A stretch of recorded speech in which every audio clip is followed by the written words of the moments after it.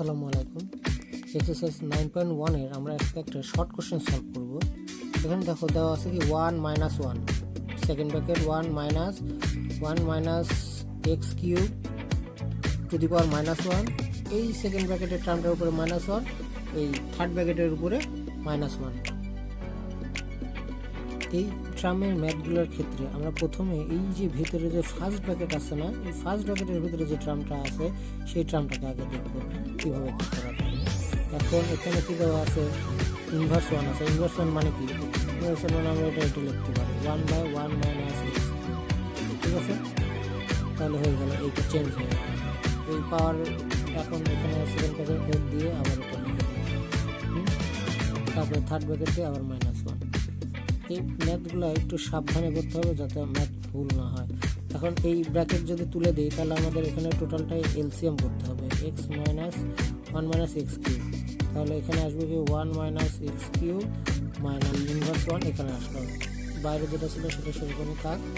এখন 1 - 1 এটাকে ক্যালকুলেশন করলে কি হয় দেখি, 1 কেটে গেলে -x cube divide by 1 - s cube, ঠিক আছে? -1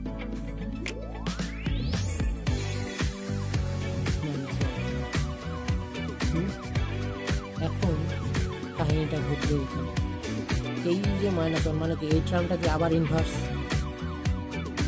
কিনা? তাহলে এটা কীভাবে লেখা যায় সেটা আগে চিন্তা করি। 1 - 1 যদি হয় তাহলে এটাকে আমরা ডিরেক্ট ঘুরায় লিখতে পারি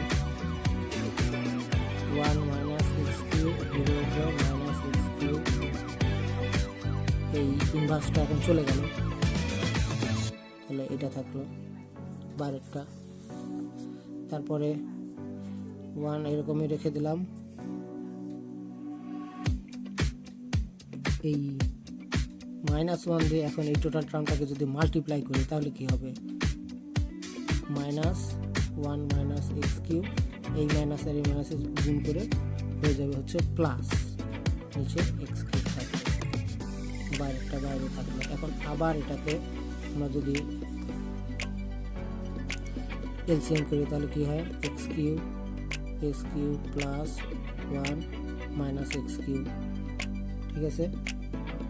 ইনভার্সটা বাইরে থাকলো, তারপরে এটা কেটে যায়, তাহলে আমাদের চলে আসে 1/x কিউব, ইনভার্স 1। এখন এই ইনভার্সটাকে যদি আমরা ঘুরাই লিখি তাহলে কী হবে, অ্যান্সার x কিউব আসবে, ঠিক আছে?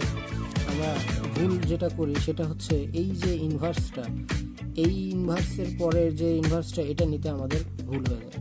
তাছাড়া আমাদের অঙ্ক সব জায়গায় ঠিকই করি, কিন্তু আমরা অ্যান্সার মিলাতে পারি না। আশা করি বুঝতে পেরেছি। কোনো কোশ্চেন থাকলে অবশ্যই আমাকে কমেন্টে জানাবেন।